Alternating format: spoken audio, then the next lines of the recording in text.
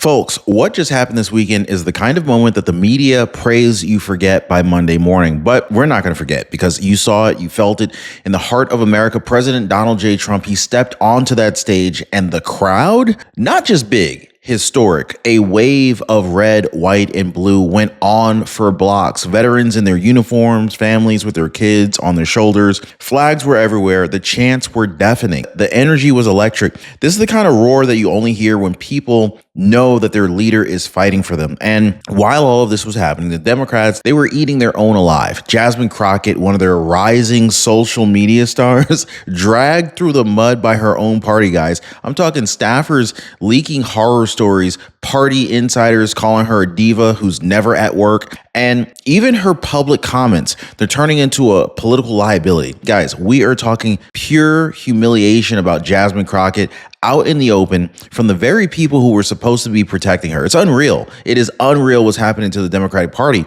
And so here's the twist that the media will not talk about. While Trump's movement is growing stronger, more united and more patriotic by the day, the Democrats, they can't even hold it together long enough to avoid backstabbing each other. Guys, in the next couple minutes, we're going to be breaking down several things, including exactly why Trump and his rally shattered expectations and why the media is terrified to admit it, how Bernie Sanders' so-called Fight the Oligarchy tour fell flat in Trump country, and the inside details of why Democrats are turning on Jasmine Crockett in such brutal fashion. It's wild. And trust me, guys, by the time we get to the part about, how this all connects to the bigger 2025 political battlefield, you're going to understand why this weekend wasn't just a rally. This was actually a warning shot. So if you appreciate the news updates, please click the like button and subscribe. Thank you so much for your support, guys. August 9th, 2025. This is a date that the media will either bury in the back pages or twist so much that it's unrecognizable. Why? Because the images from this weekend, they don't fit the narrative that they've been selling you for years. President Donald J. Trump walks onto that stage and instantly you feel it. The roar, it's not just loud, it's historic. People packed shoulder to shoulder, kids on the shoulders of their parents. The barricades, from the barricades all the way past the camera's edge, the kind of crowd that you can't manufacture, you can't fake it, and you certainly cannot ignore it unless you're just legacy press. Flags are waving, veterans are saluting, kids with MAGA caps too big for their heads. I mean, they're chanting USA at the top of their lungs. Guys, this isn't just another Saturday. This is a movement that's so strong that the establishment's only defense is to pretend it's not happening. So why is the media scrambling to try to crop the photos and change the angles and move on to the next story before the ink even dries? Well, it's because if you saw the full picture, the thousands beyond the lens, you would know exactly how much trouble the Democrats are actually heading into the next fight. And so speaking of Democrats in trouble, while Trump was packing arenas and turning overflow parking lots into cheering sections, Bernie Sanders, he was in deep red West Virginia, waving the Fight the Oligarchy banner. The message was class warfare, anti-corporate rhetoric, the same tired stump speech that he's been given for at least a decade. So now here's the thing, guys. West Virginia isn't just red. They're ruby red, okay? And Bernie Sanders, he thought he was just going to parachute in, rally the locals, and make a splash. But the turnout, nowhere close to what President Trump pulled in, not even in the same galaxy. In fact, the crowd was smaller. The energy was flat. It was almost dead. It looked more like a college lecture than a political movement. Picture it side by side, right? Trump's rally, you got a stadium-sized sea of patriots, diverse in age, background, and purpose, versus Bernie Sanders' modest gathering of mostly the same activists who were with him years ago. There's no new people there. I mean, one looks like the future and the other one looks like a relic, some ancient artifact. And so here's the real question, guys, for anybody who's watching this. Which movement is actually growing? And which one is actually surviving only because the media keeps it on life support? And if you think the Bernie Sanders crowd was weak, wait until you see how Democrats actually spent the rest of the weekend publicly tearing down one of their own. So here's the truth. Plans change every single year. They do. Your doctor who's in network now, he might not be in network next year. This is why I partner with Chapter, to make sure you're always on the best plan for your needs. Leslie Taylor, she saved $1,000 a year after they reviewed her options. And Nancy, 78 years old, she said her $600 per year savings could be the reason why she gets to stay in her home. I mean, this just kind of like, makes you feel like really good inside, right? Medicare rules, they are not slowing down, and neither should you, okay? So just let Chapter look ahead so that you never get caught off guard. It's totally free. There's no cost. It's fast. They're super friendly. Oh, and when you do call them, just tell them Ron said hello, okay? Seriously, I love their reaction when you say, hey, Ron told me to call, and what they say after that. So anyway, you should see a phone number down below. Call them right now. Phone number is 909-563-8279. And give this phone number to your friends, to your neighbors, to your friends at church who are over 65, because there are so many people who do not know that they're overpaying for Medicaid or for Medicare. And it's almost a crime. And in some cases, it is a crime how much they're getting over on people. So give our friends at Chapter a call. Now, here's where the difference between a campaign stop and the true leadership becomes crystal clear. Trump, he didn't just show up to bask in the cheers. He actually delivered. The speech was packed with policy, not platitudes, economic revival. He laid out a roadmap, bringing manufacturing back home, cutting the red tape that strangles small businesses, and protecting American jobs from foreign exploitation. Border security. He doubled down, not as a talking point, but as a promise to keep American communities safe and to restore law and order at every level. And the crowd, I mean, you could barely hear him over the cheering when he was talking about protecting Social Security, boosting veterans' benefits, and defending the American family. Would anybody be okay if Trump were to boost Social Security, SSI, SSDI? Guys, that's the thing that the media never wants you to see, the compassion from Trump. Because behind the fighter image,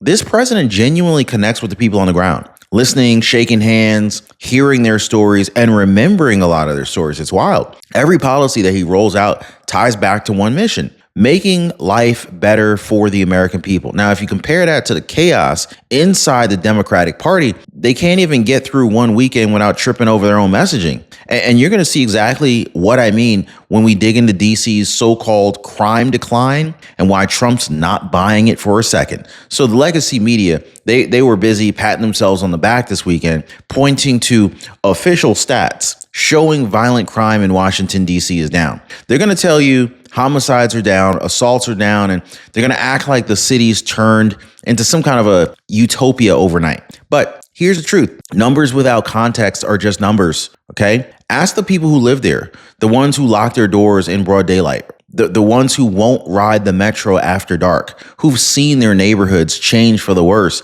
You're going to get a different story. Is anyone living through those situations right now? I want to hear your story, guys. Trump's not buying the spin. He knows the only way to make those numbers real is to make the change permanent. And that means more than cherry-picked data points. It means fully funding the police, putting more boots on the ground where they're needed, introducing economic programs to cut off the roots of the crime, and streamlining the justice system so that criminals are not back on the street before the ink on their paperwork dries. This is the kind of plan that you roll out when you're serious about results. And it's exactly why Trump's crowds just keep growing, while the Democrats are steadily bleeding credibility. So if you think that the crime numbers are a stretch, wait until you hear about the backroom games that the elites have been playing for years and how Trump refuses to play along. The Tim Cook gold bar story, it's worth sticking around for. So here's something that the establishment hopes you're going to forget, because it kind of blows the lid off of how politics have worked for decades. I mean, you remember when tech titans and corporate giants thought that they could just buy influence in the White House? So there's a story from years back, Tim Cook, Apple CEO, handing over a symbolic gold bar and a cozy photo op. Now, back then, this was the game. You scratch their back, they scratch yours. But here's the problem. That game was never about you. It was always about keeping power locked between the elites, far away from the working families footing the bill. President Trump, he has no interest in playing that silly game. What does it say? What does the phrase goes? play silly game, win stupid prizes or something like that. He doesn't take gold bar bribes. He doesn't bend to corporate wish lists. His administration is built on one principle: policy for the people, not perks for the privileged. And so while President Trump's out there refusing to be bought, the Democrats, they're tearing each other apart in public, and it's brutal. So you couldn't script it better if you tried. Jasmine Crockett, one of the Democrats' alleged rising social media stars, just got the kind of press that no politician wants. Okay, her own party insiders leaked to the New York Post that she's an abusive boss, screaming at staff, skipping work, office work, basically obsessing over her influencer image instead of serving her district. She cares more about how many new followers that she's gotten or how many more likes she got on her Instagram post than anything else. Can you believe that? And they didn't stop there. Sources are saying she freaks out over the most random things. Can you imagine Jasmine Crockett just freaking out over the most random things? Spends more time in her apartment than in her office, and has created a toxic environment that's so bad she once reduced an aide down to tears. Crazy. She got people crying in her office. And the phrase that really stuck: all diva, no wow. And here's the kicker: these are not Republican attacks. These are fellow Democrats eating their own. Guys, this tells you that just how bad things have gotten behind the scenes. Like when your own team starts leaking stuff like this, it's not just a bad week. This is a political hemorrhage. And Jasmine Crockett's public behavior, that's a whole nother story entirely. And it just makes the whole private meltdown look tame. Okay. So what we need to talk about, though, we need to be getting into how her profanity laced attacks on President Trump backfired and made the contrast between her and a disciplined, policy focused leader impossible to ignore. So if you really want to know why Jasmine Crockett is in hot water right now, you don't even need the leaked staff reports. Just look at how she talks in public. She's on record calling President Trump a piece of bleep, right? Comparing him to Hitler and, even promising to knock out political opponents. Now, I don't know about you, but let's pause right there just for a second. If a Republican ever said that about a Democrat, you would see wall-to-wall outrage. MSNBC, they would be running it on loop. CNN, they would bring in body language experts and they would be calling for the resignation of whoever the Republican is that would have said that. Guys, the Republican would have to resign before the press conference is over. You see the two worlds. It's like such a hypocritical scene here. But here's the real contrast. While Jasmine Crockett's out here hurling these playground insults, President Trump, he's in front of tens of thousands delivering a focused, unifying, policy-rich speech. No cheap shots, no gutter talk, just a leader mapping out how to rebuild the economy, secure the border, and protect the American way of life. And the people in that crowd, they notice. Okay, they know the difference between a leader and an attention seeker, and they reward it with loyalty. So Jasmine Crockett's rise inside the Democratic Party, it's not an accident, it's a symptom. Party leadership has decided that TikTok views, Instagram likes and followers, and viral moments matter way more than legislative wins or a real constituent service. So it's why Crockett's antics didn't just slide under the radar. They were celebrated. The Democrats have built this bench of politicians. They're influencers first, and then they're lawmakers second, or probably even further down that list. But you see what I'm saying here, guys? Meanwhile, Trump's inner circle, this is built on results. Policy-driven, strategically chosen, aligned with the mission of delivering for the American people. Now, you're not going to find them skipping work to film TikTok videos or screaming at their staff. You're going to find them negotiating trade deals, drafting legislation, and fixing problems. This is the split screen that America's seeing right now. So one party is turning governance into a social media brand, and the other one's putting in the work to actually run the country. And so, speaking of Democrats picking the wrong battles, wait until you hear what Khalil's pro-Palestinian comments, the bipartisan outrage that they sparked, and how the same party that's turning on Crockett has no problem defending that. So you want to see the Democrats' hypocrisy in real time? Look no further than Khalil's recent statements. This is a man who openly justified the October 7th terror attacks, called them necessary. He even dismissed the slaughter of civilians, including women and children, simply because they're Jewish. What? Let that sink in, guys.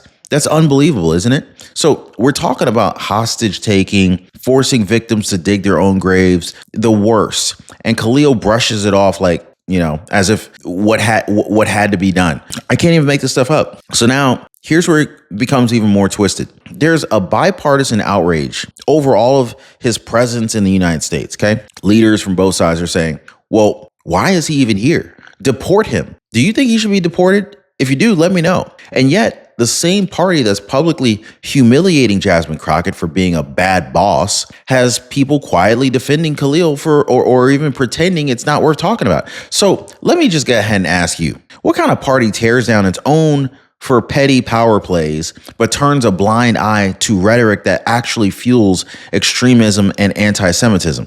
So now I want to zoom out to the international stage for a second, because this weekend's contrast isn't just about rallies and internal party drama. It's really about leadership on the world stage. So under prior leadership, Democrats oversaw negotiations that cut Ukraine out of its own defense strategy. They allowed Putin to set the terms, Zelensky to be sidelined, and key fortified territories to be put on the chopping block. It was weakness on display, and the world noticed that. Now, if we fast forward to now, President Trump's approach is entirely different. It's America first diplomacy. There's no backroom deals that sell out our allies.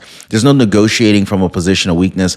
None of that, okay? We ain't doing nothing like that in here, okay? President Trump is making it very clear. The United States will engage with strength, protect its own interests, and stand by our allies who respect our commitments. This is the difference between reactive and being strategic, okay? And just like the crowd at Trump's rally, America's allies, they can tell the difference. They know when they're dealing with a leader who actually means what he says. And speaking of different rules for different people, wait until you hear about the JD Vance kayak trip story, right? And how the media's reaction tells you everything that you need to know about their double standards. So here's a perfect example of how the game is rigged. Senator JD Vance decides he wants to spend his birthday kayaking. Does anybody have a problem with that? Now, except the Army Corps of Engineers raised the water levels in an Ohio river just to make the trip more enjoyable. Now just imagine if a Republican the media didn't like had done that. If Kamala Harris, for example, had ordered a river's levels be changed for a family trip, it would have been kayak gate for weeks. CNN, MSNBC, late night comedy, they would all be circling like vultures. But because it's one of their own, the press shrugs it off like it's no big deal. Meanwhile, they dissect every Trump handshake, every rally sign, every word of his mouth, out of his mouth, looking for something to twist. This is why Trump supporters are so loyal. They see the bias and they see the double standards, and they're done playing by a rigged playbook. If y'all see that it's rigged too, let me know if you see it's rigged, okay? So this kind of brings us back to that rally, because that crowd wasn't just big, it was a message. Tens of thousands of people showing up in person. This isn't just enthusiasm. This is clearly political capital. This is a visual, undeniable statement that the movement is alive, is expanding, and is ready to fight for the future of this country. Now, Bernie Sanders, he got some headlines. Jasmine Crockett, she got some gossip coverage. But Trump, he got the people. And in politics, the people are what really matter. Every flag in that crowd, every chant, every hand-painted sign, that's grassroots energy you can't fake, guys. You can't manufacture that in some press release or a TikTok clip. This is real. It's growing. And I think that this is exactly what keeps the establishment up at night, okay? And if you think that rally was just about the speeches, wait till you see the visual contrast between Trump's America and the Democrats' mess. This is really where the optics war is being won right now. So picture this, right? President Trump on stage, flanked by veterans in uniform, Gold Star families in the front row, American flags rippling in the summer air, parents holding their kids so high up on their shoulders so that they can see the president with their own eyes. The energy, pride, unity, determination. Now, flip the channel, right? What do you see from the Democrats? Bernie Sanders preaching to a half-filled crowd in West Virginia?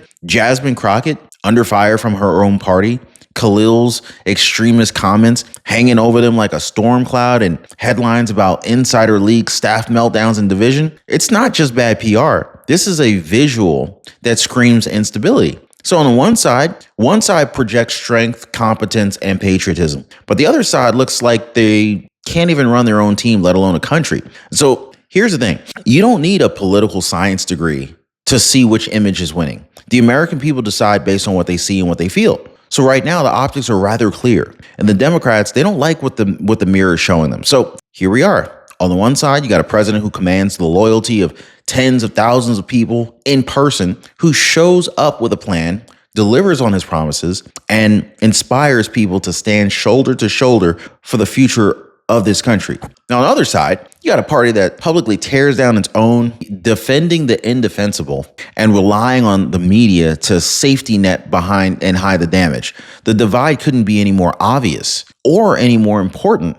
because this isn't just about one rally, guys, or one weekend or one headline. It's about the direction that America chooses to go from here. So I'm gonna ask you right now, which America do you want? Do you want the one that roars with pride, unity, and purpose? Or do you want the one that can't even keep its own house in order? So if the media won't tell this story, we will. That's what we're going to do right here on this channel, as we always have. And if you believe that the truth matters, hit the share button right now. Get this video out to someone, to everyone you know, and make sure that they see what really happened on August 9th, 2025, because history is being written and you're a part of it. And before you go, YouTube thinks you're really going to enjoy the next video that just popped up on your screen right there. They're suggesting it because it connects directly to what we just covered. So click that video now and I'll meet you over there so that we can keep this conversation going.